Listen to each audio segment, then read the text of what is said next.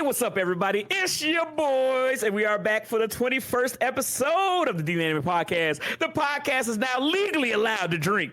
You tip up your beverages and get hyped and get ready as we sit down and we're going to talk about some anime topics of today. I know I say it like that's not what we do every week, you know, try to take over the world, Pinky, but at the end of the day, we are here to talk about some anime, and I hope you guys are excited. It is me, Beautiful Crow, with my co-host, Vic Seal, and we are back again. So I hope you guys are excited. I actually got some really, really fun opinions today, so I'm excited to talk about them, have everybody hate my guts, but we shall see. But Vix, how are you doing today? I am doing fantastic. I've had like a pretty good week. We're leading up to this. I'm really excited to find out what this controversial topic that Crow is so excited to talk about in our first topic here, which is going to be, what anime did you watch that was so close to being great?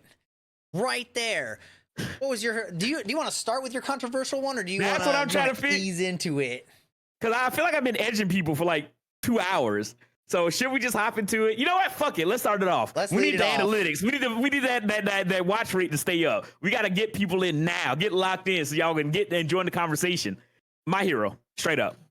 My Hero was so close to being fantastic. I'm not going to go into spoilers. As you guys may have known, is that the My Hero Academia manga just ended recently, right? I started reading it because at my job, I have like some downtime. I can't really do anything else, but I can read. So I'm like, you know what? I like My Hero. I'm waiting for the next season to drop. So I'm just going to sit down and I'm going to read the manga, right? And then one of my homies, Daichi, he was just like, hey, man, just you wait for this to happen. And I was like, for what to happen? He was like, oh, you're going to see. And I was reading, and it's a plot point, and I won't go into it. Well, okay, they just got to that plot point in the anime, right? It's the traitor plot point that they kind of touched on. Yeah, if you're caught up to the anime, you know about the traitor of UA. Yes, so they touched on it for a while, and then like kind of dropped it. And everybody was always joking in the community of My Hero, outside of all these shipping shenanigans. They were always joking like, oh, he forgot about it. Horikoshi forgot about the traitor. You know, that shit is not going to come out. And then finally did, and I was reading the manga, and I was just like, man, I don't give a fuck about this shit. And then there were other bits, because there was this really cool character that was inspired by All Might, who had like a crazy over-the-top broken quirk. And I was like, yo, this is sick. Fucking just becomes a notch in the belt for Shigaraki. And I was just like, because like for the longest time I was reading and watching My Hero, I was like, Shigaraki ain't doing nothing. You know what I mean? He would constantly have a plan. He would attack All Might or UA, and then he would fail. And I was like, this dude's supposed to be the big bad. So I was like, when is he going to start getting, you know, some running the ones with people? And he does. And I'm just like, oh, you just introduced this character just for them to die. You know what I mean? Or just for them to just be like, oh, he's doing villain shit. Yeah, you know what I mean? I really liked Star, but they literally just threw her down and was like, all right, well, they didn't even like do a good job of like scaling how powerful Shigaraki is against her, because her scale was like as strong as All Might, but her quirk can't make her that strong. So it put an arbitrary limiter on her to just be weaker than Shigaraki, and then because she got a vagina. And then Shigaraki like got away with his win because of a fucking psychological cop out. The thing that killed me about that, right, is that Star literally was just like, I'm going to make this laser physical. This laser is going to be like an actual solid, right? I love the potential versatility in her quirk. Yeah, she rewrite reality, you know what I mean?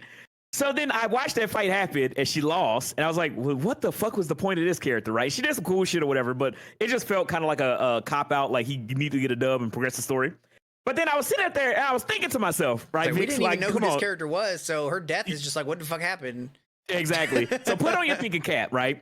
So if Stars and Stripes couldn't beat Shigaraki, what the fuck is Deku gonna do? His main power is punching people really hard. I was like, the woman who could throw a nuke on this man couldn't win. So I'm gonna believe that Shigaraki just punch people real good, or that Deku's gonna punch him real good and win. Have you finished the manga? I have finished it, but I don't want to go up there. So he does do one thing that is specific to him. I don't like that. I feel like he got cheated, but like without going into detail, I don't hate the ending per se, but I feel like that everybody that you grew close to was suddenly written into a role where they were irrelevant to everybody else, and I was like, but everybody was like so close knit, and everyone just like went apart. So I mean, like, I don't think anybody's really gonna argue against you saying that My Hero was so close to being good, because it was good, but they just dropped the ball a couple times. And it was just like a couple of things were just like, it feels like you just wrote that in there because you needed something specific. Yeah. And there's so many times where I was watching Shigaraki so strong that they're like, okay, how do we take out the things that make him unstoppable? Introduce this character and then let her do this thing that most people wouldn't even think is a reasonable thing to do. Like, that's not something that she could have even practiced or like had knowledge of knowing that she could do that. So the fact that she knew how to do that was already like, that was a gamble in itself. So because it was so like, to me, I enjoyed My Hero all the way through. Well, I mean, I guess as a whole, because there were moments where I was just like, I'm kind of like not feeling all this shit. Like around like the Stars and Stripes stuff, I'm just like, and then it'll be like some hype ass shit where I'm just like, oh shit, we back, boys. Like it'd be a couple of chapters where shit going off, and then it would go like, and then I'm just like, oh shit, we're getting hype. Like it was just like up and down, up and down, up and down. I'm fine with the ending of My Hero. It's bittersweet, but I think that's okay. But it does feel like the premise that the show is built off of is superhero school. And the students that are in the main class are like the ultimate potential heroes that are going to be like this next generation. And then you're sitting there and like, all right, it's fucking little baby, diaper baby with sticky ball head. Like, why the fuck is he here? You know, Aishida, she can shoot acid, sure. You know what I mean? I mean, just like lightning dude, but his quirk fucking makes him dumb. So it's like, he's not really like, when is he going to get past that? Like, everybody else took it like Tape Man. I was like, what the fuck, Tape Man? Like, what why the fuck is he one of the main characters? Yeah, most of UA, I don't think we even found out what really happened to most of them. So I'm just like, these guys are supposed to be like the main cast, but so many of them get sidelined. Ida, who's my favorite character, gets completely fucking sidelined. Like, I was like, he's dude, like in the background of Uravity's like one panel, and that's it. Yeah, it's just like he literally just became Feet. That's his whole fucking character. He was like such a cool character. All of his shit was Stain and his brother and all the shit just completely thrown out. He just became Feet. He just carried people around. And I'm just like, what in the fuck, man? So I was like, fine, you know, you're going to focus on the main character. You're going to be focusing on Deku, on Midoriya, and that's great. Midoriya stuff is really good. Bakugo stuff really good. Uraraka got her moment, which is really good. But it just felt like everybody else just really became nothing characters, and that sucks. So I feel like while I did enjoy... Specifically, Ochako, she did something that wasn't specifically hero work, but was still like really valuable. But everybody else was like useless, I guess. Like Bakugo is not even around until like the last panel. And then you're like, wait. Like I really love the premise, and I was a huge fan of My Hero. And I mean, it's superheroes, which I love. I love Marvel. I love DC. If they just did the ending a little better. That's what I'm saying. Is like I don't understand why it felt like my biggest thing with My Hero, it genuinely felt like the end was incredibly rushed. It felt like they were like, yo, we just got to get done with this shit. I think a lot of people had an issue with it. Felt like he lied to us at the very beginning, because Deku was the one narrating at the very beginning and saying, this is how I became the greatest hero. That didn't happen.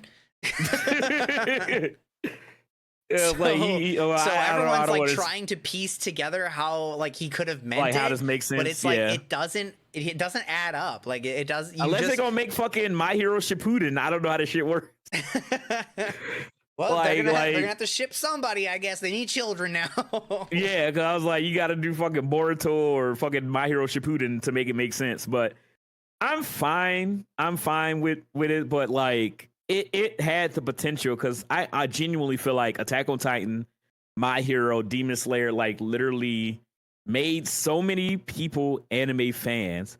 And My Hero was like always the anime that I would recommend people who are like, I don't know about anime. What should I watch? They get the same feeling that we got from Naruto.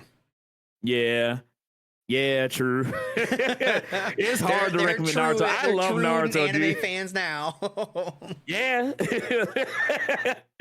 But yeah, it's My Hero could have been an all-timer, but it completely like just it lost me, and I was like, I want to finish it because I've sunk so much time, and I know that it's done. So I read it all the way through, and I still will say it's a solid like 7 out of 10, like solid. I think that's probably a good like rating for a starter anime. It's probably like 7 because you don't want to give anybody new like garbage, but you also don't want to give them the best. Yeah, like once they get a taste of it and they like it, then they're like, okay, I want to see what's better. I want to see what whets my appetite. But if you give them like Attack on Titan, Full Metal Alchemist right out the gate, then where do they go from there? Yeah, I don't like Attack on Titan, but everybody else on the planet likes Attack on Titan. So, hey, how you gonna call this man out? I knew it was coming to. I knew that somebody was thinking it after the Shonen Showdown episode. Yeah, the reason why I kept saying that this might be controversial because a lot of people love My Hero. A lot of people are ravenous fans of that anime, and I think that's why people are talking so much about the ending because people feel like one or two ways about it. But I just want to talk about the series as a whole. There's so many like drop balls and plot lines and so many characters that people enjoy that just didn't get any love. And it's just like everything was set up for greatness, and I just feel like just really like literally like Butterfingers fumbled the bag at the end. So My Hero would be my first one. You know what I mean? Yeah. So I guess I'll also pick one that was like I think some people might disagree with me, but I think more people are probably going to be on my side for this one. I picked Log Horizon as one that was like super close to being really good. They actually did all of the things that made it really good, but it took them too long to do any of those things. They had like, I don't care that a lot of it ended up being like political anime bullshit. I'm cool with that. I can write it out. The problem that I had was that they spent so much time talking about how powerful the main character and his party were, and then they showed us one time, I think one time per season, they showed us how good he actually was at being a strategist, and he trained somebody else to do it for a second raid party, and then they only did it twice. And it's like, you could have just like made this part of it. They talk about doing raids all the fucking time, and then it ends up the dude never fights. Never. It's like once at the end of season 1 and once at the end of season 2, and then at the end of season 2, what the fuck happened? Like, I don't even know. They just started like, he found some dude that just like knows to some degree about how they're stuck in this video game world, and I was like, where did you even like? How do you even know this guy? And not off screen. He got there by doing a full-on raid with like 40 other people, and no one else was there. So I was like, they were like, the animation for it was so good, and they had like, it was like what Sword Art could have been if they like paid more attention to the way that characters interacted with each other.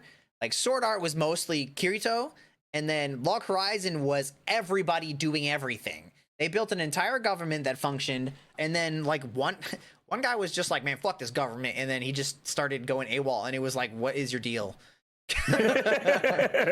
And but they could have done better by explaining the last guy a little bit more, or letting them do dungeons more. Like, they showed us the new players do a little bit of dungeons, but they're new players, so they don't do a whole lot. Just let me see. Fucking, what did they call her? Akatsuki, I think that her name was. She was a literal ninja. Just let her do stuff. Come on. And like, there was minimal amounts of like fan service, but they had a couple of weird moments where they would just like randomly seem to address panties for like no particular reason. And gotta fill the quota. Yeah, but like they didn't show panties or anything. There was no like panty shots. It was just like randomly they would bring it up, and I'm like, what the fuck? But so it's funny because like I around the same like time frame Sword Art came out, Log Horizon came out, and that's what people always say is like, oh, you need to watch Log Horizon. You need to watch Log Horizon. And I never Horizon did. Season 1 prepped it to be so fucking good. Like, even just the one combat was enough to like satisfy the entire season. But then season 2 came out like 10 years later. You had no idea what the hell was happening in season 2. And like you spend the entire time trying to figure out who's related to who, which government is related to like which city. And then they go do a raid for some reason, find a guy that nobody knows about except for the main character for some reason. And they don't really give you like a good grasp on how they as the best party could perform outside of these 2 fights. And it was just like a missed opportunity. Like they could have leaned into it a little bit more. I get that it was more politically based, but that doesn't mean that you should just like completely forego the combat part. Like if you're gonna have it in there to some degree, you have to make it relevant. And I don't feel like they did. The second fight felt like they just put that in there because it had been a while, but the first one felt valuable. Like it was a teaching experience. They got something out of it.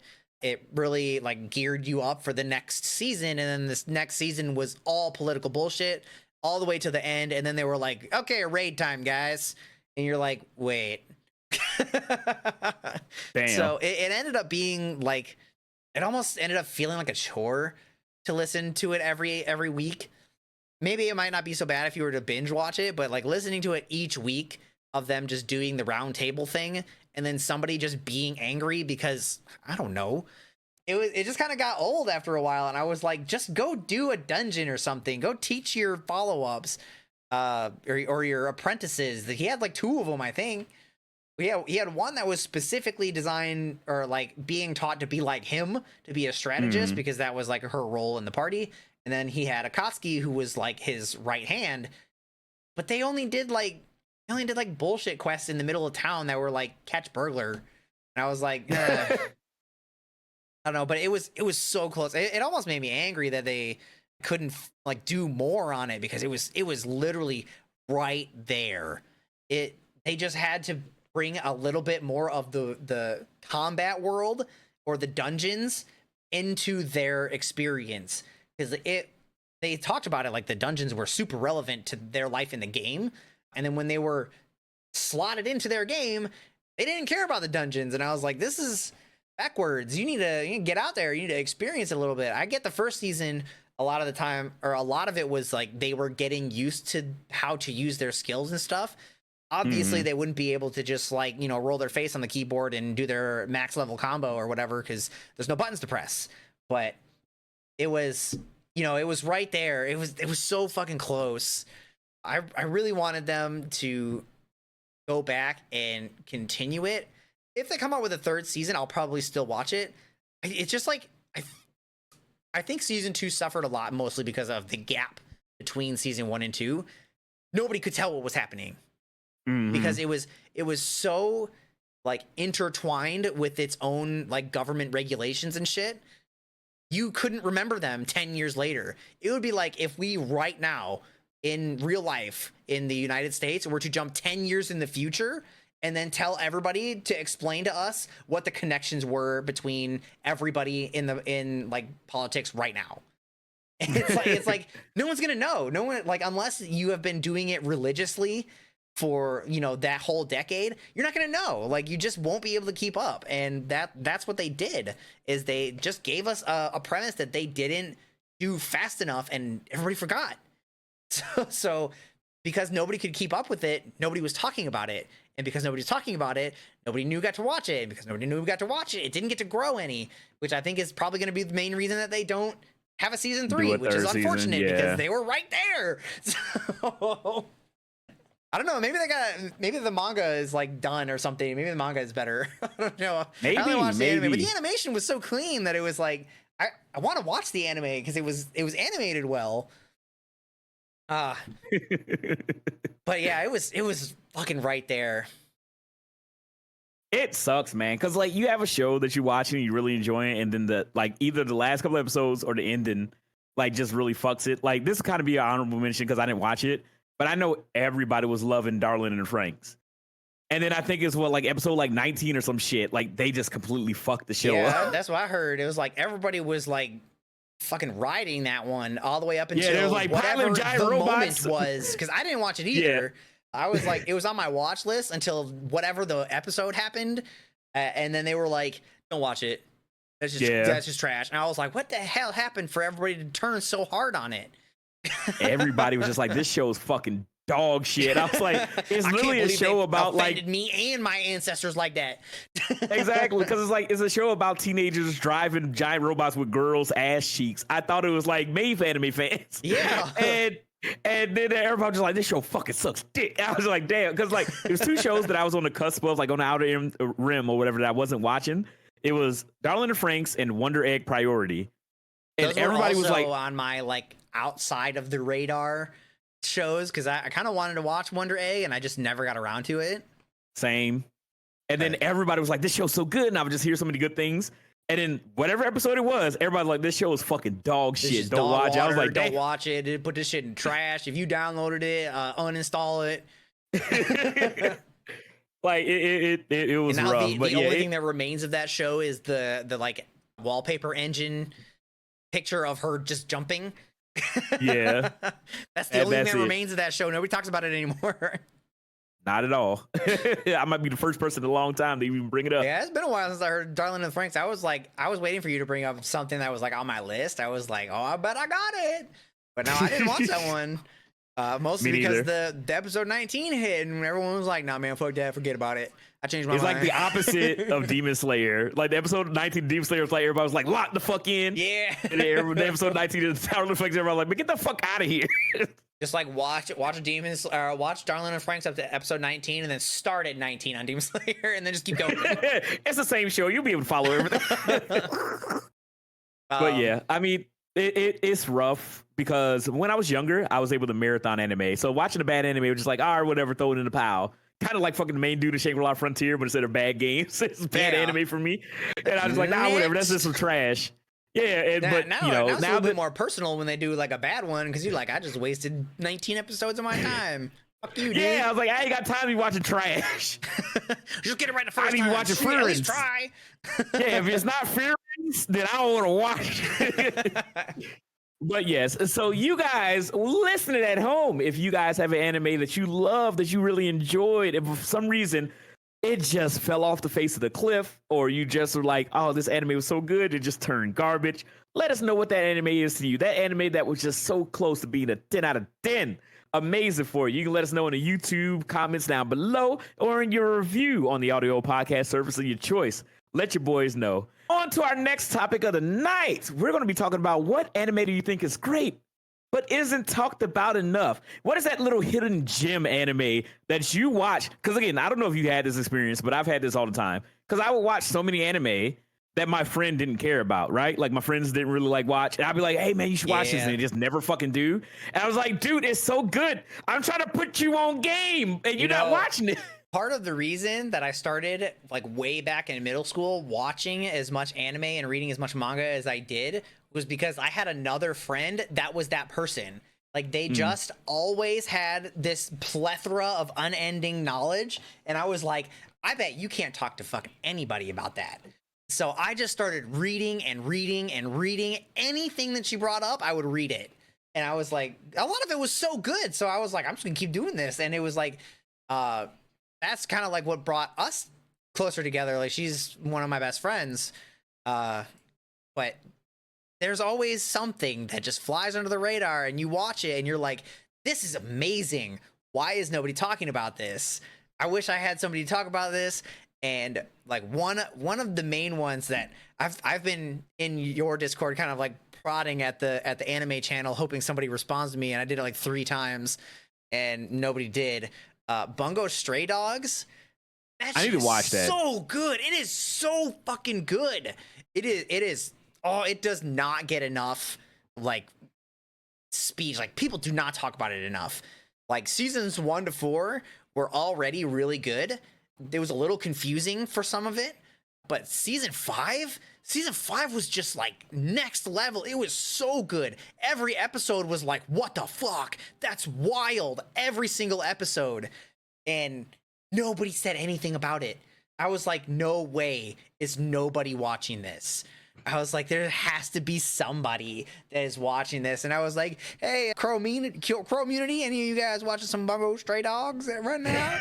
By any chance? Crickets. So my thing with Bungo Stray Dogs, right, is like, I don't know if this came out around the same time, but I always put it in my cranium because I didn't watch it, not for any real reason. I just never got an opportunity to sit down and watch it. But like, I was watching and I was really enjoying it. And I feel like Bungo Stray Dogs is like on the same length for me. And I was just like, I chose Durara instead of Bungo. And I just honestly, never watched it. When you look, if you looked at it right off the bat and you saw like the first episode or something, you probably would just kind of dismiss it. They do a lot of like cutaways, which is kind of like weird. But the cutaways are all text. And so like whenever they need to think of something, they like cut to this like a perforated page where they then write their thought out on the page. And I think it's actually really cool when they do that because it's not super distracting. It kind of makes you focus more on what they're saying more so than like what they're doing, because they cut everything that they're doing out to show you what they're thinking. And then it like forces you to change your focus. And then, but it doesn't feel invasive because it's still relevant. They never do like the Family Guy cutaway where they're like, oh, remember that time that Peter got a helicopter? And then they cut over to Peter having a helicopter somehow. That's not what happened. They just like, I think one of them, they just say death because that was that guy's like feeling. He thought he was going to die right there. So they cut away and it was just one character and it was just the character for death. And that was it. But they did so good. All of the characters are super unique. The powers are all different than like standard powers. Like a lot of them are kind of like edging into the world where things have like been done before. Like one of the main guys, Dazai, his ability is just like to nullify everybody else's ability, and I'm like, that's been done a lot. But he himself, that ability is more just like extra. A lot of the times when they do that, that is like their core point. For Dazai, you almost don't care that that's his ability. He is so much more valuable in every other aspect than his ability. And that's crazy to even say that out loud, where like their interesting aspects come from beyond their ability. And then all of their abilities are all just like icing on the cake. But all their abilities are like cool as fuck. Most of them don't have a drawback. Some of them do. Like, the main character, his ability is to like turn into a weretiger, and because Dukes has started watching it because she wanted to see something that got really good. And I know before where on this podcast we talked about I could use the weretiger ability better. Now I now know why he doesn't always go into like weretiger form, and it's because he can't remember what happens when he goes into weretiger form. So if he transforms parts of his body, he gets the boosted athletics. But if he goes full weretiger, then he doesn't know what's happening. So he can't he doesn't have his own like wherewithal to control his body. It just kind of just goes berserk. He doesn't even, for the longest time, didn't even know that he was the weretiger.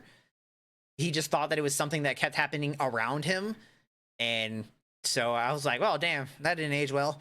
Because if I were to just be like, man, I could totally be the weretiger like all the time, I would just be an idiot. I would have no idea what's happening. Like I would be strong, but I would be like, yo, you need to send me out on solo missions or something, because I'll never be able to differentiate friend from foe. But Bungo Stray Dogs, their characters are so good. One of them is so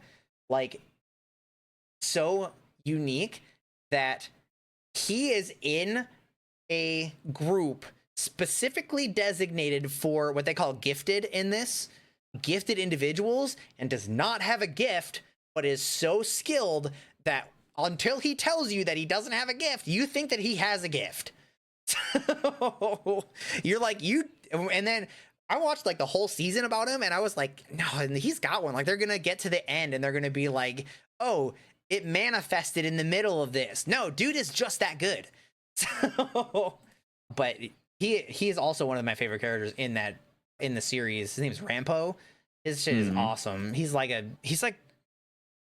I guess he's like Sherlock Holmes. He's literally just like a super detective.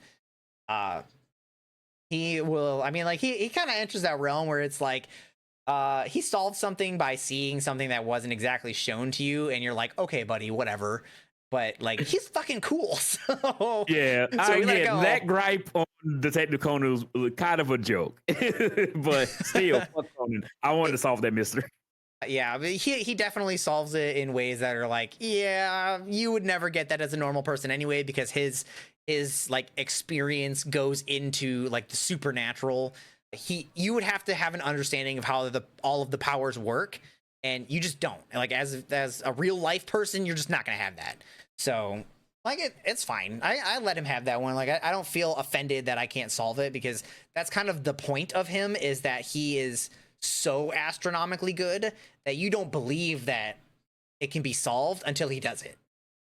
So, but definitely one of the ones that more people should talk about. Bungo Stray Dogs, that shit needs to be on fucking front page news. That is like one of the greatest of all time shows. It's so good. Actually, after you talking about it, me thinking about it, because I've heard good things about it, I'm like, I want to add it to my list. So I'm slowly working through a bunch of anime that I've been catching up on. 5 seasons, and I think it is done. I think it is finished, not canceled, but finished.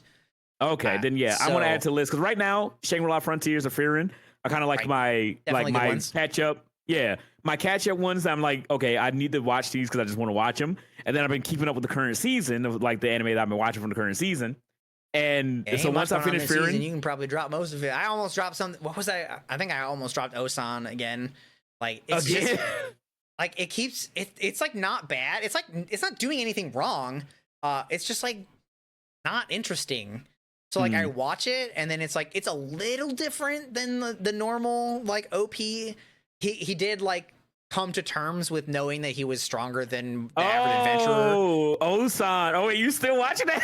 Yeah, I know Nova said he dropped it, and I almost dropped it right after him, and I was like, you know what? No, it hasn't done anything wrong yet. So yeah. I'm like, all right, I'll let it try to hook me in there, and like, it's like fine. Like I would probably just say it's like a 5, maybe a 6. The only thing that was going to keep me watching was the Dark Elf woman. And she doesn't do anything. That was the only hook. She does nothing. She has done not a single. Actually, that's not entirely true. There was one instant where the dude gets teleported somewhere else, and she just immediately blows the walls off the place. But like you don't even get to see her do it. They just snap the camera to the outside, and you see the building explode. So you're like, oh well, damn. Wish I could have seen that. Yeah. I mean, I just felt like it was just generic as hell. That was my main thing. It's just like I kind of no way around it. Yeah, so I was just like, The characters, if the action was good, I would have watched it. It's different in the way that they're making sure that everybody in the strongest party is like actively aware that they are the strongest. So like none of them are just like, oh man, I had no idea that you were this weak. Like they all know, they're all aware. Even the main guy, I mean Osan or whatever, even he's come to figure it out. He did it pretty quickly. They basically spelled it out for him, and then he was like, oh, I guess that makes sense. Yeah. Well, that's good, because that shit, I was like, that shit went on for too long. I was like, this shit gonna be annoying. Yeah. I was watching the whole thing with like I'm the fast girl with the rapier, and he was like, "Bitch, why you so slow?" And he was like, "Oh, maybe I'm being tricked." It's even worse than you think, man. She is part of a family that all acts like her. So she has a younger brother who is also like overly confident in his abilities, and then Osan just like obliterates the fuck out of him too. And then they have an older brother who is like an A rank adventurer and acts all tough and shit, and he's just like angry. He tried to hit on the dark elf woman, and she like gently basically said no, and he wouldn't like give it up. So then Osan was like stepping in, and he got like really mad at him. So he's like, all right, well, I'm gonna fucking unleash my strongest spell during your E rank adventurer exam. Fuck you, dude. And then he beat him. And I was like, I mean, there was no doubt that was going to happen. And it's like, you literally just did the same trope 3 times with a different spell. Because it was like, it was like the girl was fast. That was her spell. And then the dude, the young brother, had defensive spell. That was his thing.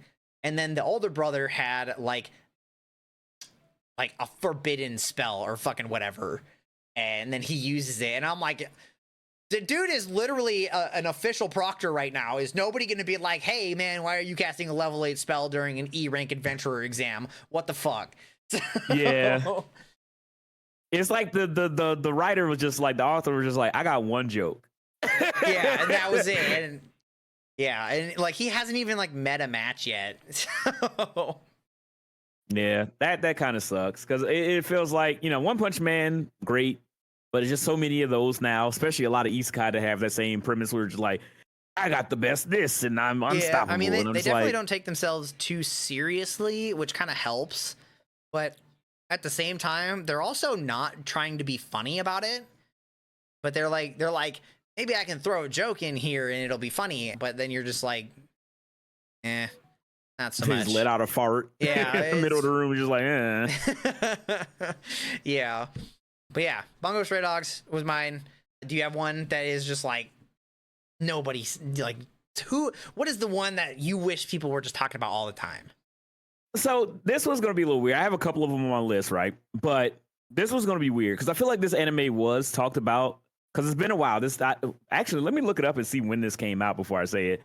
So it might just be a timing thing. This anime was very short. It's 11 episodes, which is very weird for an anime. Because most anime, you get 12 for one season. Then you just stop that shit.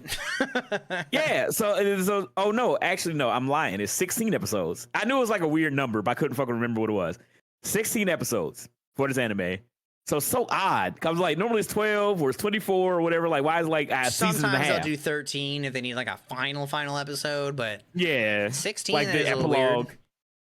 So this anime is called Bakano, right? Bakano is fucking amazing. The animation is incredible. The story is so fucking intriguing. Like it's like this heist train movie where it's a bunch of different like the story is told from the perspective of a bunch of different groups, right? There's like mafia bosses, there's two thieves, there's just people who are riding on the train. There's like so many main characters. And their stories are all told, simultaneously on this train. Like they're all doing different shit on different parts of the train. I've seen another anime that did something similar, and I don't remember their names, but I know I've seen at least two, and one of them did it really well, and one of them did it really poorly. So that if they're doing that, where they all have their individual storylines, that is a thin line to walk. You can fuck it up so easy. They fucking aced it. Because when you first start off, you're meeting all the main characters, then they're all separate, and then they will cross paths every now and again and get involved in each other's stories or whatever, right? And then on top of everything that's going on concurrently in like the present day, they also tell all the characters' backstories. And you're just like, what the hell is going on? Recently. Like it goes crazy. It goes crazy. And then you find out everybody's backstory and what led everybody to be on this train. And every character's motivations and everybody's different fucking path and different goals on this train. And it's just like, oh my God, this is incredible. And I watched it a long time ago. Like this came out when I didn't actually see when the hell it came out. When did it come out? Bungo Stray Dogs. By Classroom did it as well to some degree. Probably not quite as much as you're talking about, but they also did it very well. Where they brought together 8 different characters, and then they told the storyline of like one character at a time, and like each episode was this character intermingling with the rest of the group. And I was like, that's pretty cool. And dude, I think they did it pretty well. Like it probably could have done better, but definitely pretty well. Bakano is so good, dude. Like it came out July 26, 2007. So it was back when I was in high school, like when I was like prime anime watching age. And the friends of mine, they got the Blu-ray box set and we watched it all together. And I was like, holy fucking shit, this is incredible. I would say it's one of my favorite dubs. Like whenever people say like, I'll never watch a dubs, all dubs are bad. One thing that I like about dubs, especially Bakano, is that one thing that you don't get watching the anime sub in Japanese, you don't get accents. Bakano is set in 1930s America. I mean, you do sometimes.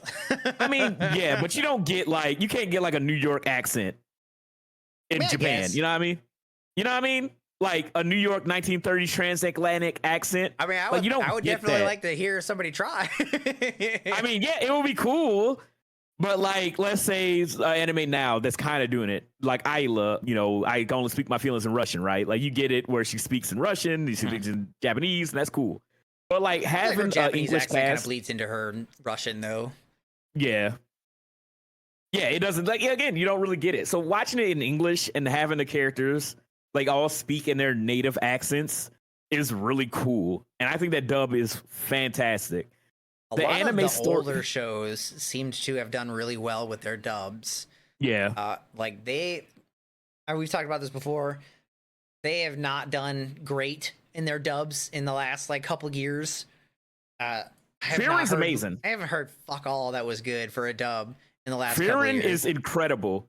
The fucking low tier god moment. I heard so good. I heard Frierin's a little bit, and it doesn't fit as well. I like it. It doesn't fit as well as the Japanese one does.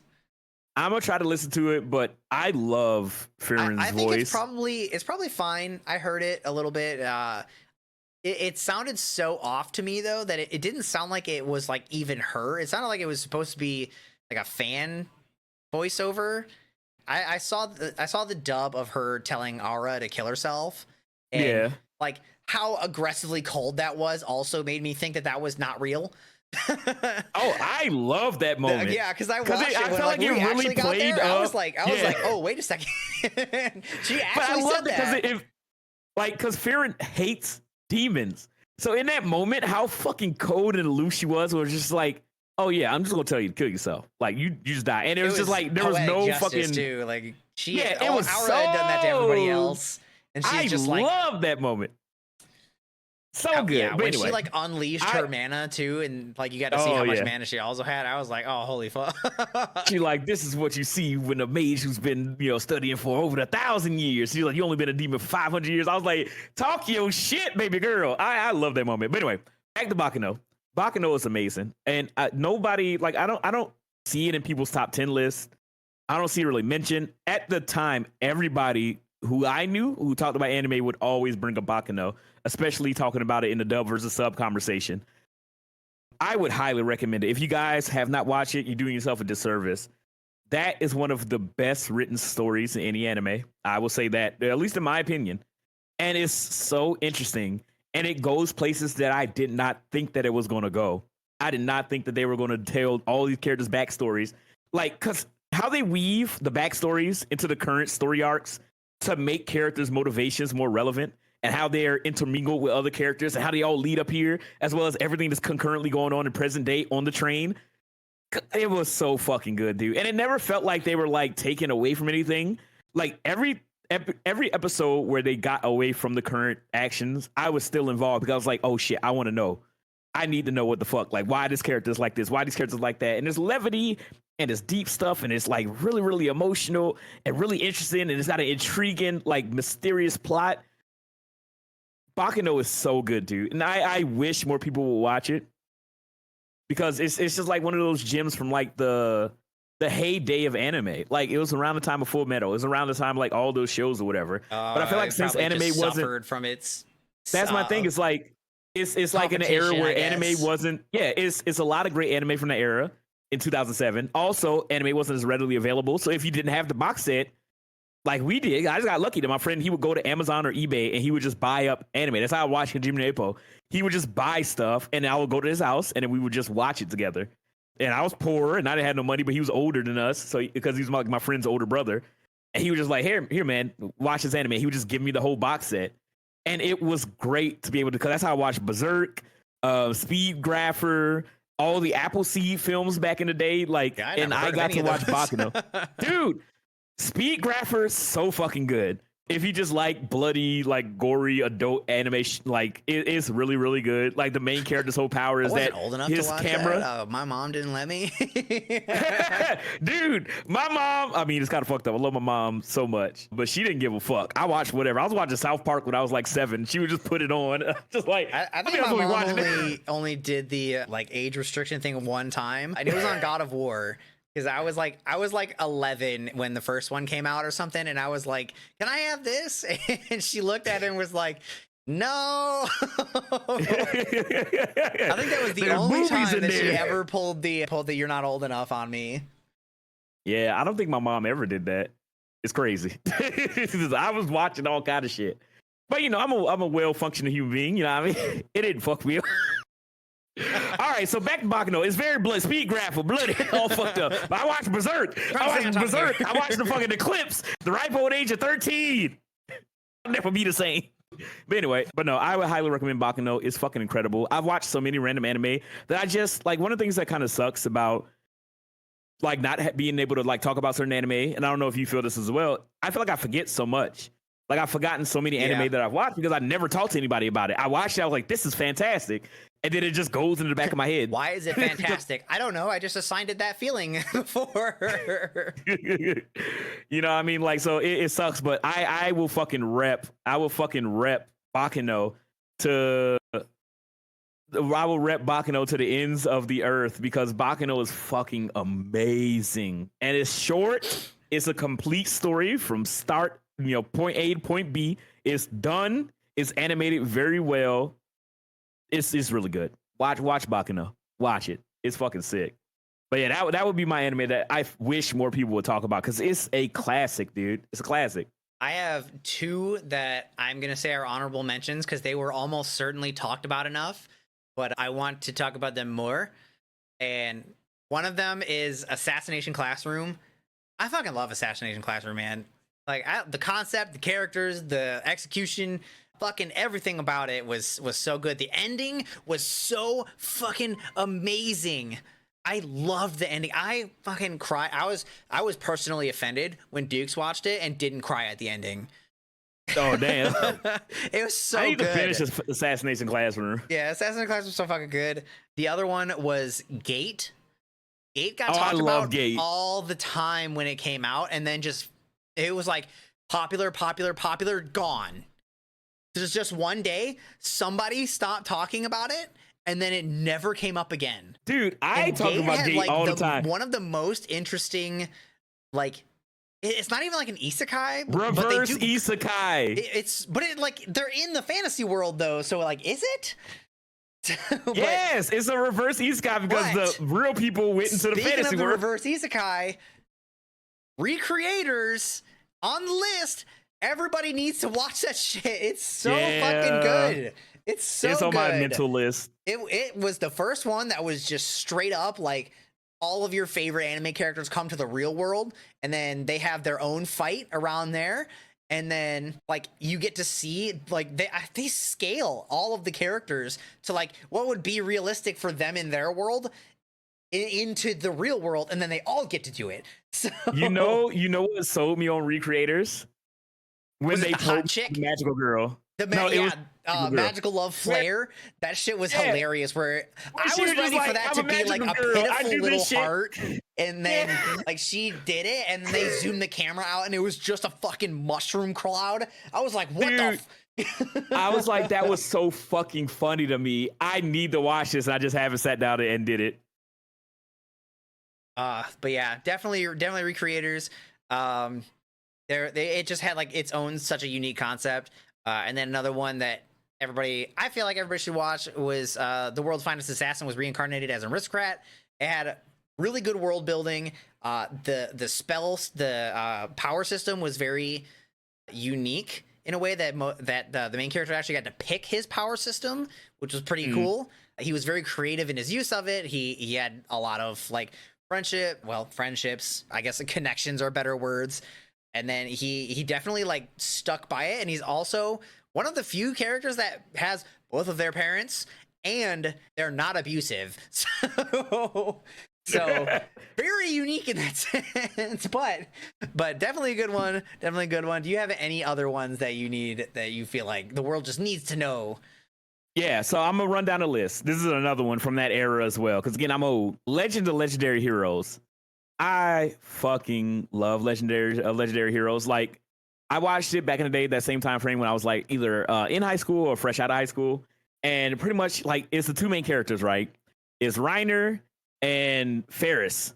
So Reiner is like this lazy. He's like a sorcerer, right? It's deuteragonist, so they're both like the main characters. Mm-hmm. So it's Reiner, and he's in a party with Ferris, and she's a swordswoman, and she's fucking sick. She's awesome, but she always shits on Reiner because he's like lazy. But then you find out why. The dude is like an incredibly powerful like wizard, but he also has like this like unrestrained magic in him, and if he goes too far, it could cause like a a problem, a calamity, if you will. What show was this? Legend of Legendary Heroes. So it's 26 episodes. The 24 episodes is like one. Dude, it's so good. It's so good. Like, I love Legend of Legendary Heroes, and nobody knows it. Nobody knows it, dude. Nobody knows it. And Reiner is so sick, and he has so many cool moments, and you learn about his backstory and about his magic and how skilled he is and how much he's trained. It's a fucking 80s anime if I've ever seen one. It's an old ass anime, dude. They got that 80s sharp face. I miss that, and I miss old ass Bishonen ass faces in anime. In this poster, the 80s like anime like child where she has like the really big eyes, but they're like drooped a little bit for some reason. Ew, so that's what I do. I could not watch. Clannad and like all of those like anime are very good and very heartwarming, and I cry in every last one of them. But god damn it, those little kids so ugly with their droopy eyes. But anyway. Legend of Legendary Hero was awesome. Ferris and Reiner becoming like closer and better friends, and them learning about each other. So fucking good. The action scenes in that show, for it to be an older show, were really fucking cool. The story's great. The characters are fantastic. The action's like solid. I would highly recommend. Like, it is like, if you like old school action with really likable, fun characters, I think you will love it and going on a ride. The only bad thing about Legend of Legendary Heroes is that it's it. Like, it's not a finished story. It's those 26 episodes, and that's it. Oh, no. But they God canceled damn it? Yep, it never got another season. No. But it's so fucking good. No. So good, dude. I was like, people need to watch it, man. Because, like, I think literally, like, me and my friend group, that's it. That's the only people that have watched that fucking anime, and that's because my friend, I'm pretty sure that my friend Schmoop, I'm pretty sure she's mentioned it before, so she might have seen it, but I definitely have not heard this one talked about very often. The name like rings a bell, but nobody ever like talked about it. They might have like mentioned it in passing, but nobody talked about it. It's so fucking good, dude. So good. I love it so much, man. And I want to kind of go back and rewatch it because I haven't seen it since I was younger. But I just remember loving it so much, and it makes me sad that there's no more seasons. Maybe I can find the manga if there is a manga. I don't even know if it is a manga, but I'll try to find a manga at some point and read the rest of it. But I love that shit. It might still be ongoing. maybe, and I have something else to read. Seraph of the End. I thought that shit got canceled, and then like last year, I was just like looking for something to read, and it showed up and said it was ongoing, and I was like, wait, what? And I looked at the latest release, and it was like 2 days before that day, and I was like, oh, what? It's like ongoing. So damn. So now it's a monthly release anime or manga, so I still read it every month. Oh, that's good at least. But yeah, it just sucks because it's like I it's just one of those shows that I can't talk to anybody about because nobody's fucking seen it. But yeah, it's hard to recommend it to people since it's been canceled too. Yeah, that's what's rough. Like, hey, man, watch this, you'll get invested. Don't worry, and then it got canceled. That's it. Exactly, and then you'll never get to see what the fuck happens. You'll never be able to live in this world again. You blue-balled me in real time. It sucks. It's so good, dude. And then another one that I will say, but I kind of understand it, is Dead Man Wonderland.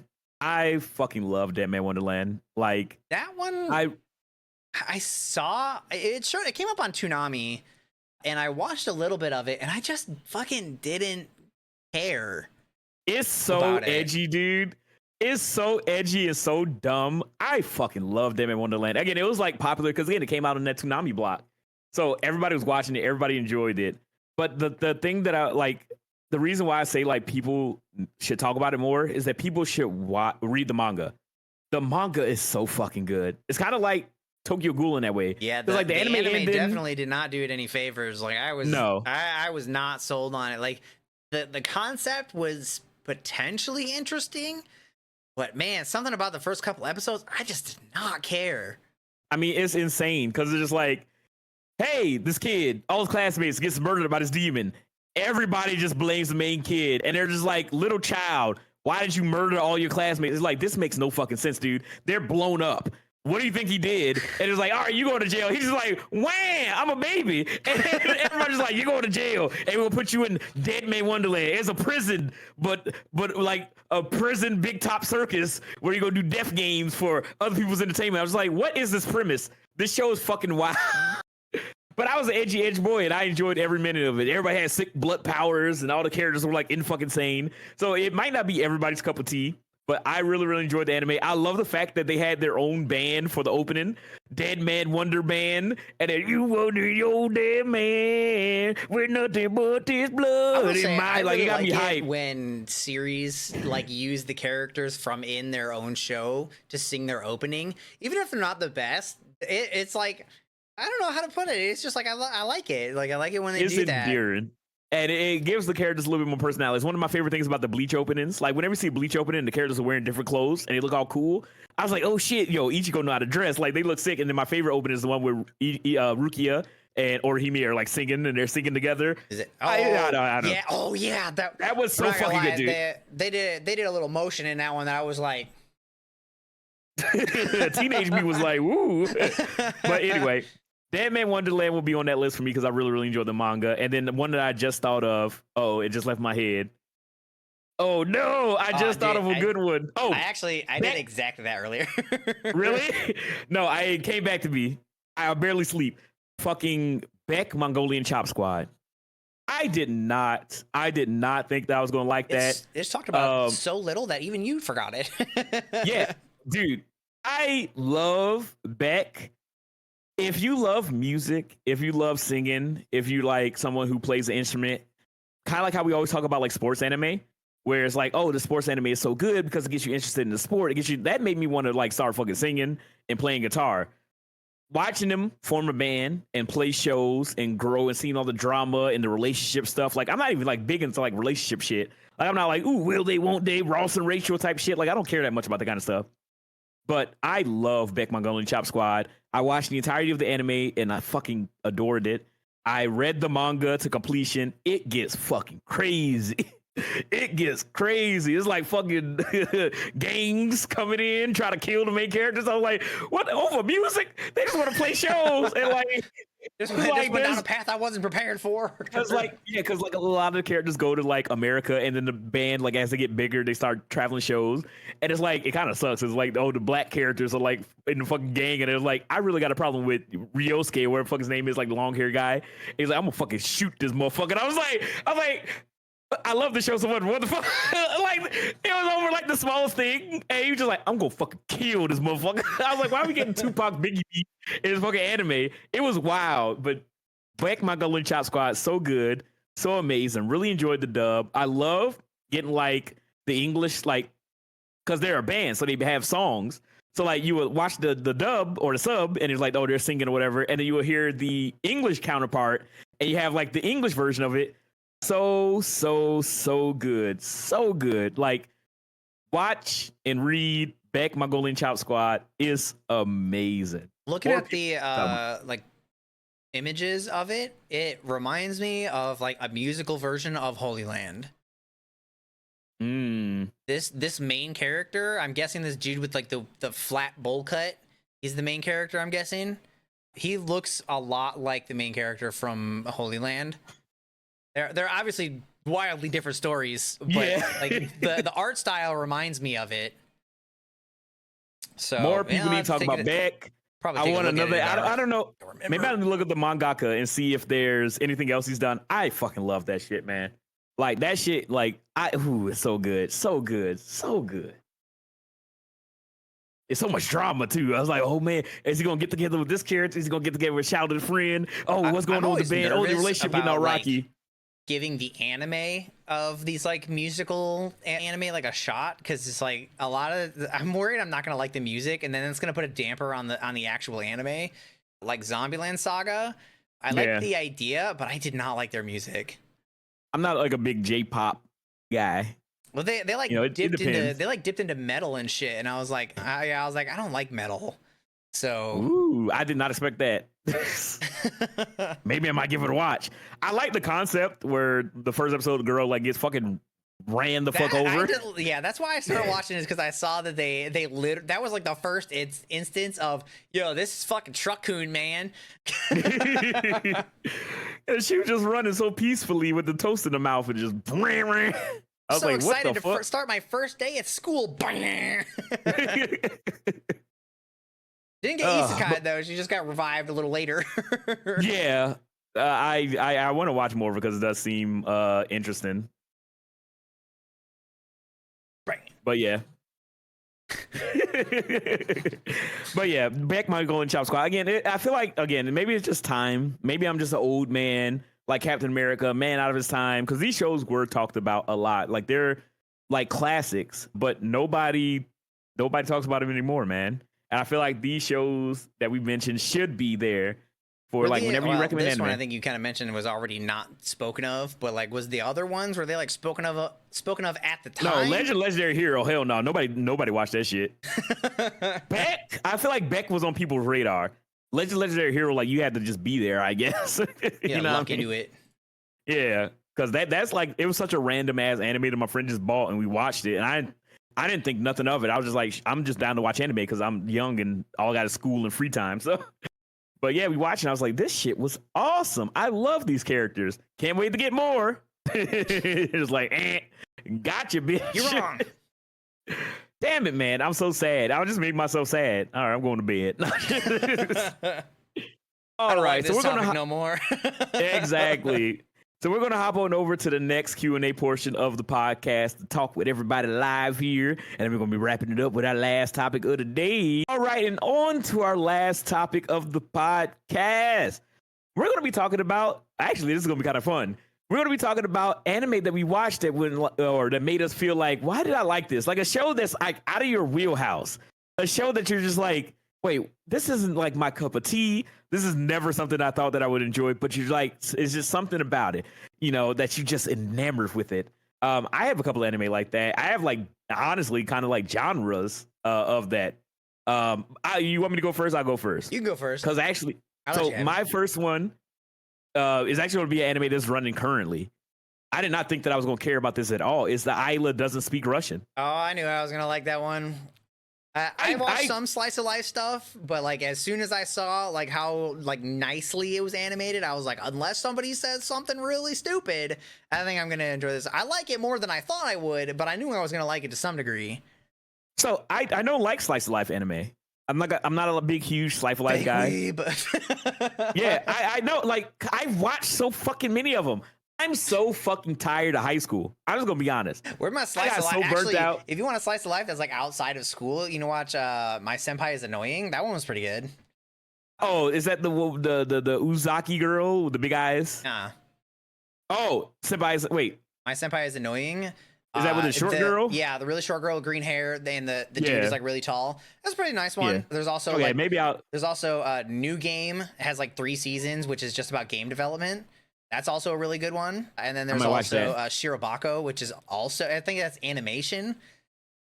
Oh, yeah. Wasn't that animated by Mappa? And it felt like they were just shit, was it? Animation fucking sucked. Yeah, I think it was animated by Mappa. And it felt like a cry for help at times. I just remember people talking about it. What, Shirobako?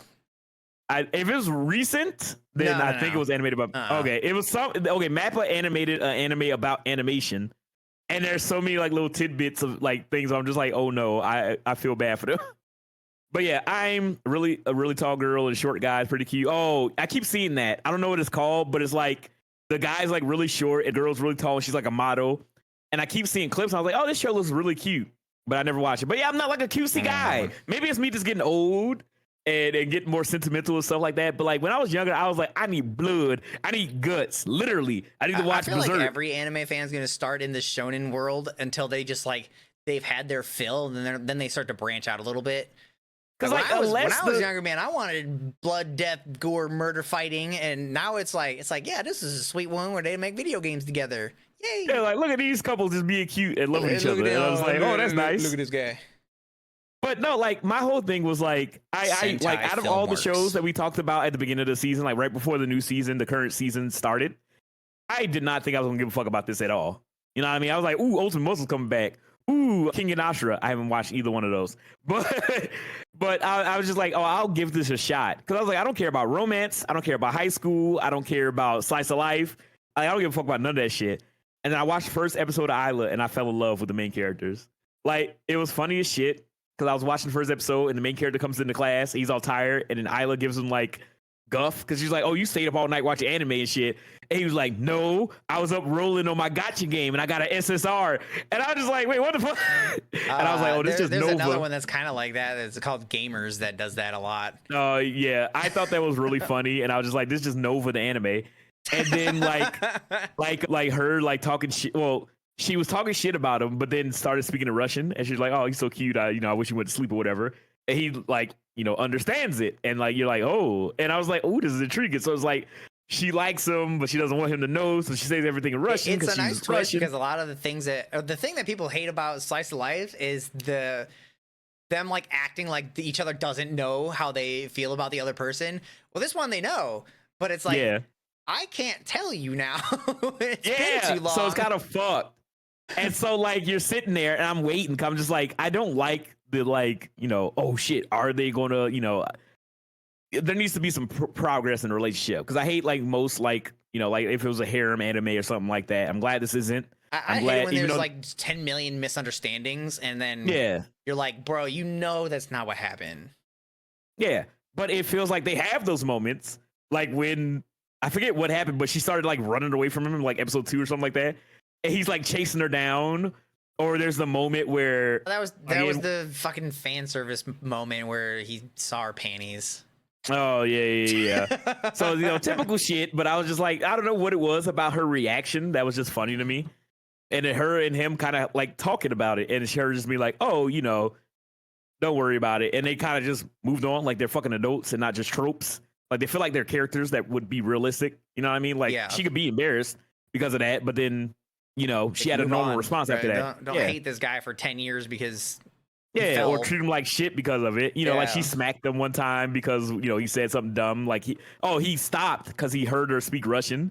And she was like, oh, you're thinking about another girl? And he was thinking about his childhood friend who spoke Russian. And he was just like, oh, yeah. And she was like, you thinking about other women while I'm talking to you? And she slaps him. He was like, oh, no, number one error or number one thing to not do during a main character scene. Yeah.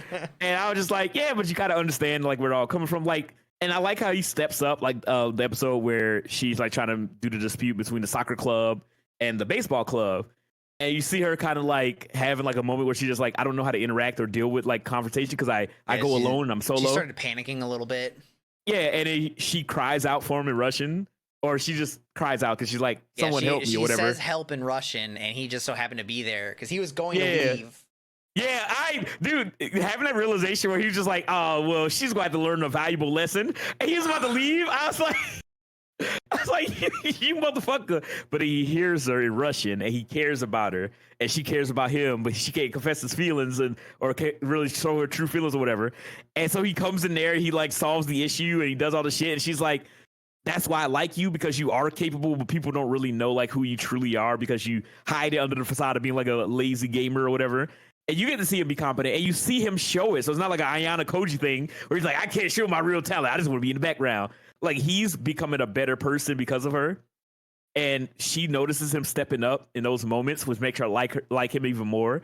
It feels like a real relationship because they even start off as friends. Like, he calls her like, oh, you're my friend. And she's like, what? And he's like, yeah, I mean, we always hang out, we talk, and we're roommates or whatever in the classroom. Like, we're right back to each other. You care about my well-being. And he's like, we're friends. And she's like, yeah, we are friends. And then like their little relationship is just so goofy and fun. I really like the characters. I really like the main guy. I don't remember his name. And Isla. Their dynamic is really fun. I feel like she has personality. Like, that's what I really like about her. Like, she's not just the stoic, like, I'm the princess, she's the not Hime just character. a trope set in motion. Yeah, like, she has those moments where she's like, oh, I'm like a tsundere, where it's like, oh, I hate you, but I like you. But then also there's moments where she's like very like calm and demure, and she's just like, even though it's like the fucking meme word right now. But anyway, she's like calm and relaxed, and she, like, they have like real moments to talk. Say demure. Yeah, dude, like, I keep fucking hearing it every fucking where. Dude, I don't know what it is about that trend, but that shit makes me actively angry when I hear that fucking trend. I feel like I'm getting old, dude. there's so many times whenever I hear somebody say "got," I'm just like, I want to fucking die. Like somebody I don't just mind in that me. one. It's specifically demure. I hate hearing it, man.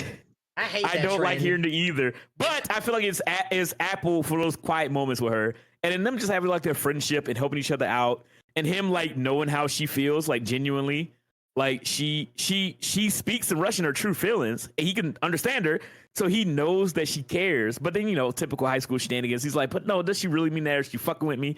I don't know. She might just be playing with me or whatever. But he's like shy, main character guy who's just like, I don't fucking know. So I like their relationship. I feel like there will be growth. I feel like there's already been a lot of growth. I love the shopping episode where they went out with his sister. I hate the fact that I'm starting to understand why they do it. Like, oh, this is my childhood friend and not my sister, but it's annoying the shit out of me. It's just like, why the fuck are you not just telling people that's your fucking sister? In like the last episode, I think there was a moment there I was like, oh, he's gonna say it. He's gonna tell her. Like, I'm like, why? Like, why do you have her thinking that that's not your sister? Like, it makes no fucking sense. Because the first episode I watched, I was like, oh, they look exactly fucking like the same. Like, they look exactly in the alike. First episode was like, oh, they look like they're related, and then they kept talking like they weren't, and I'm like, yeah, I'm confused now. And then she was just in his house. I'm just like, well, that's kind of an anime thing. Like your childhood friend just comes over. But then they're like, oh no, this is my sister, and she started talking wild. And I'm just like, what the fuck? But anyway, but there's fun moments like when they went to the shopping mall and they were shopping for clothes, and she was like doing the whole thing where she was like, I want to get complimented by him. And I love that moment. Like, he did everything right while she came out the clothes, and he was just like, oh, you're so beautiful. And she was just like, oh. And then she went back and she was like trying on different outfits because she liked being complimented by him. Like, that was really cute, and I really liked that. And then he fucked it all up because like she came out with like the real risque version. Didn't compliment her on the last one, and I was like, ah, damn, bro, you fucked it up. Like, what the fuck, man? And she went back in there, but that was really adorable. Not very you know mindful, what I mean? Not demure. I don't get that. I don't get it. But anyway, whatever. We ain't gonna bitch and whine about the kids and their fucking memes. But anyway, yeah. So I did not expect to like Isla at all, and I fell in love with the show. I enjoy it so fucking much, dude. I enjoy it so fucking much. But what's your anime that you like? Yo, I didn't expect to enjoy this so much. I think I brought this up before on the podcast, and I still can't exactly tell you why I like it. And like, even describing it sounds so stupid.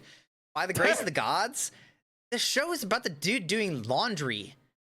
Wait, what? That's it. Like, that's literally the whole show, is him doing laundry with different types of slimes. Oh yeah, you did bring this up. I was like, this is really stupid. And then I kept watching it, and I was like, why do I like this? I was like, I was really invested in it. I was like, man, I hope his laundry business is doing good this episode. I hope nothing bad happens. And then like he would get contracted to go clean other areas, and I'm like, oh man, how's he gonna clean this mess up? Like, shit, am I old? Like, man, I need to be doing my laundry. Because he ended up with like a bunch of different ones where he had a clear disinfectant slime, he had the brown scavenger slimes, and then he had like metal slimes. So he would use the brown ones to eat off any like grime off of adventurer's armor and whatever. And then after they got the like goblin grime and whatever, anything that was like difficult to get off, these slimes could get it off. And then he would use the clean one, or the clear ones, to disinfect the clothing. And then they would use the metal ones to iron it out. And I was like, you have like a literal whole fucking dry cleaning business right here. And then like when he got contracted to clean this other adventurer's like house, and it was like a toxic health hazard for the entire city. It was so bad. And he ends up like wearing the slime on his head like a helmet. And then he just has like a bunch of the brown slimes go clean up all the trash. And it's like, the more trash that these slimes eat, the bigger they get. And then the more they like split apart. And then he's a tamer. So he got the ability to like merge them into like king slimes. So then he would have like giant brown ones that could clean the area. And then he'd have a bunch of different ones. He ended up with like a blood slime somehow. I don't really remember what he used it for. I think what I liked the most about it was I liked to just see what the next slime was. Because like every time he fed him something different, it would only eat one thing. And each slime would only eat that one thing. So the brown ones only ate trash and dirt, and the like metal ones, they only ate like metal shavings. then there was the disinfectant ones. They only ate like soap and shit like that. And then he started feeding slimes like various other types of like not really food, but like just like household things, and just to see like how they would transform into various types of slimes. And while it was also like refreshing, because while everyone was like, oh, you found like a new breed of slime, that's cool, nobody was like, oh, holy fuck, it's a breed of slime we've never seen before. They're like, hey, can we like take a look at this? Like, that's pretty cool. And so he ends up hiring like not only people for his laundry business, but he also ends up hiring a bunch of researchers to like watch over the slimes so that they can like see the feeding habits of these slimes. And I was like, every episode I watched it, I'm like, this is so fucking stupid. Like, he's just doing laundry for more people. But it was like, it was just like a feels good one. Like, it was like good to just sit down and watch it. Like, I didn't have any expectations for it. Like, I thought it was gonna be kind of sucky, like a generic one, and it ended up being like kind of different. And I was just like, I just want to see him do laundry, man. I just want to see how the business goes. Sometimes you just need that like relax and turn your brain off, good vibes anime where you're just like, I just want to watch this, see this. Also, I don't know, something about like shows where, because Dr. Stone isn't really like the same thing, but it was always like cool to just be like, all right, what's the next thing they're going to build, and having the roadmap and everything like that. Well, crazy. Like, it was just that was so a little cool different, because it's like, how crazy are they going to go next? What are they going to? Let me see the roadmap. So it's just cool to be like seeing natural progression of things, because it's like, oh, you see his laundry business grow from like whatever how many slimes he had to begin into now. It's cool seeing that progression. It's like a video game. Definitely started with nothing. He was like a kid out in the woods, just like a couple of slimes. And then he like started to build the business. He was like making connections. You had to watch him do that. He ended up opening a second laundromat like in a different city. So he like had already formed the connection between the two cities. So he had to hire more staff. And like, I mean, like at the same time, he was also being like a good boss and shit. So he was like making sure everybody had their breaks. Everybody had enough time off. Nobody was overworked. They had like, he hired a professional chef. So they all had like freshly made meals every day. So I was like, damn, why can't that be me? I want that boss. I'll work in a laundromat. See, that's a good old fashioned escapism. You're just thinking about having a 9 to 5, but with a good boss. Please, Isekai me there. But yeah, definitely just one of the feel good ones. Some of the other ones are just like, I mean, they're all pretty much feels good, except for this last one on my list that I could probably tell you why I like it. Yuri on Ice. That shit was just good. Like, that was just a good show. I remember when Yuri on Ice came out, everybody was watching it. I like figure skating. Like, I like the skill that can be displayed. Some of it is like really interesting. Yuri on Ice specifically, like, they had some kind of weird moments between the main character and like the coach. I can't remember if the main character was like high school or out of high school. So I won't say like it's like super weird, because I'm pretty sure he was out of high school. But thinking about it, I'm like, I'm not sure. But they had some like weird boy love moments that were like approaching, and I'm like, what's going on here? Like, they never explicitly did anything weird, but it was like, it was getting real close, and I was like, are you gonna do something weird? But I think figure skating is cool. I mean, it's a sports anime, man. It's just a different kind. It's an elegant sports anime. We talk about sports animes that are just like, we don't like sports, but we watch sports anime. Figure skating is a sport. They did the anime thing. It was good. Like, I just liked watching it. Because, yeah, it's funny that you mentioned sports anime, because mine is a sports anime, the next one. I think the first sports anime that I really got hooked into and started watching was Ice Shield 21. I did not think I was gonna like that. I remember so many people talking about Ice Shield, and it'd be like a shonen. And I had all the free time in the world, and so I was just watching anime, just consuming anything and everything that I could watch. Yeah, it's football. Ice Shield 21 was so fucking good, dude. So good. I love watching. What's his name? His name wasn't Suna. That's fucking main character. Yeah, so I'm thinking of Hitman Reborn. I think that's the main character name of Hitman Reborn. Hatekyo. Yeah, but like Ice Shield 21 was football. I didn't give a fuck about football. The Falcons suck dick here. Like, they just constantly fucking let me down. So I was like, I'm not a big sports guy. Not a big football guy at all. but watching Ice Shield made me love football. Like made me want to like learn, and I was learning like the positions and everything like that. So I kind of sports anime. I'm like, man, I want to play that now. Like, I watched I'm like Haikyuu, and I'm like, man, now I want to play some volleyball. And then I'm like, nope, bring it back. You played some volleyball in high school. You hated how that shit hurt your arms. You don't want to play volleyball. That shit was just hype.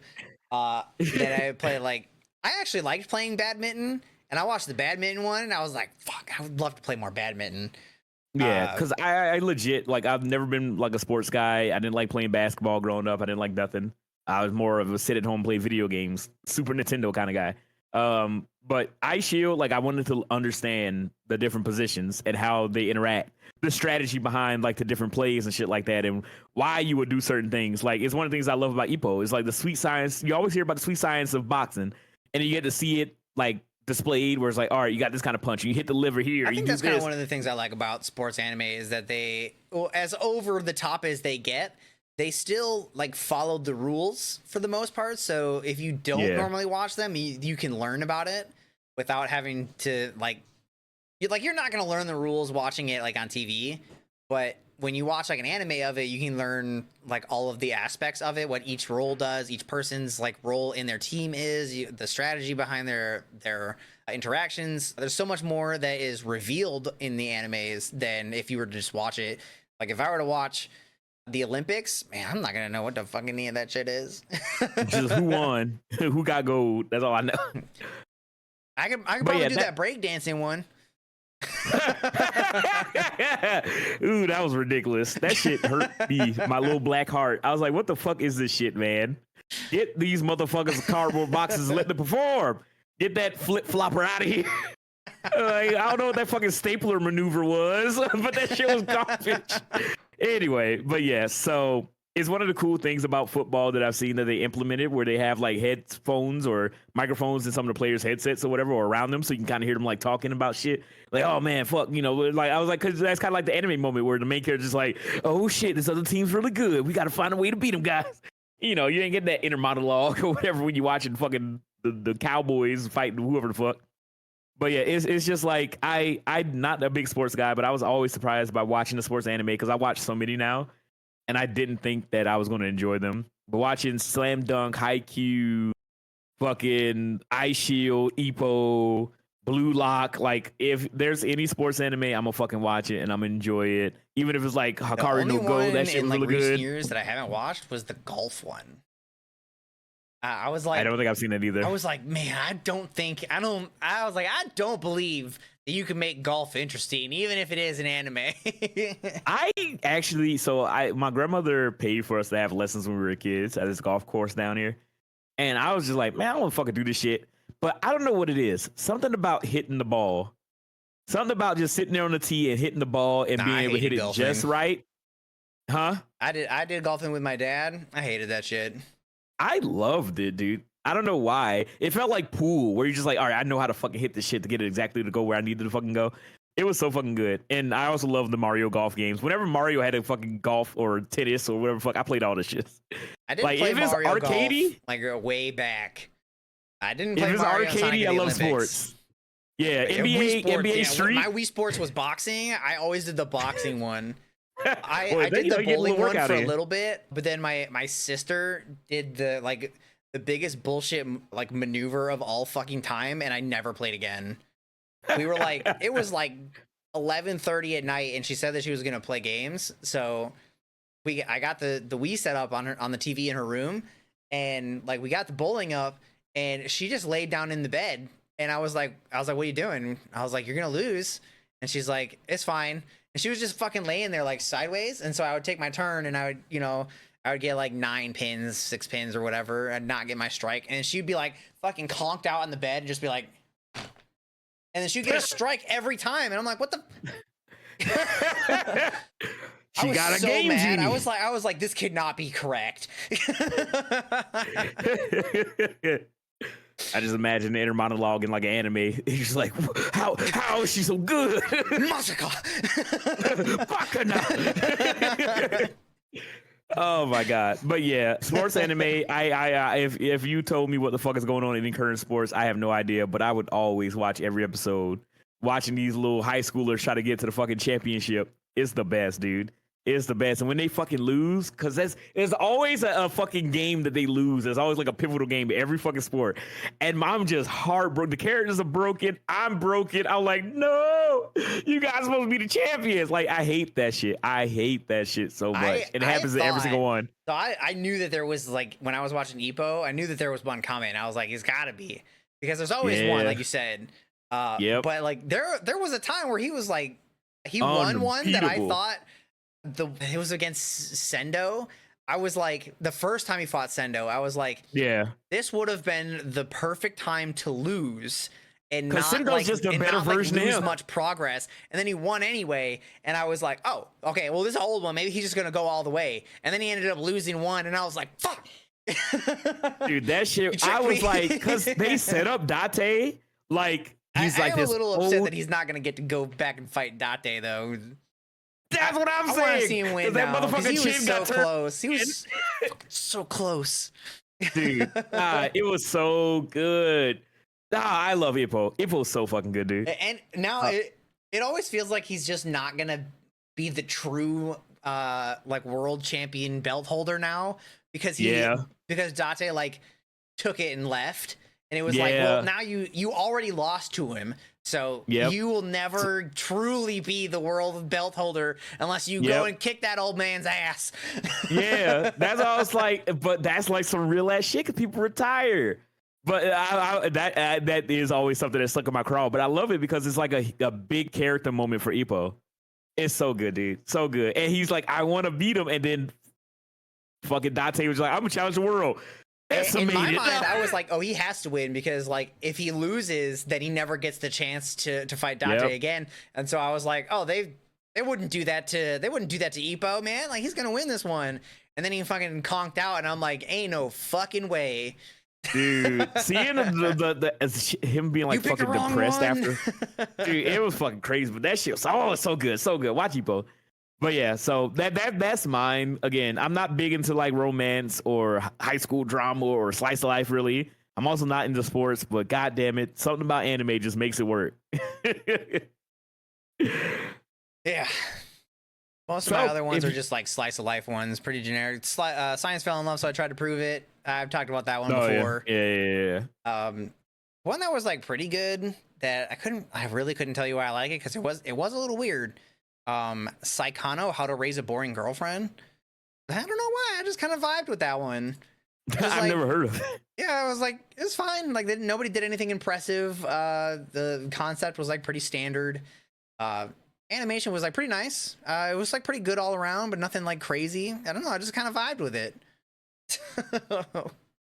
That's how it is sometimes. But you can let us know down in the comments below what's the anime that you didn't think that you were going to enjoy but really like grabbed you and had you sat in your chair to watch it all the way through. You can let us know down there. If you're watching the YouTube video as well, you guys can give us a like, comment, subscribe, all that normal YouTube shit. You know what I mean? It helps support the podcast. The podcast has been doing very well, which is fucking awesome. It's been a blast, and I hope you guys are really enjoying the conversations and enjoying the podcast, whether you listen to it on your way to work, while you're working, on the toilet, while you're washing your dishes with your fishes, whatever you're doing. I hope you guys are enjoying it.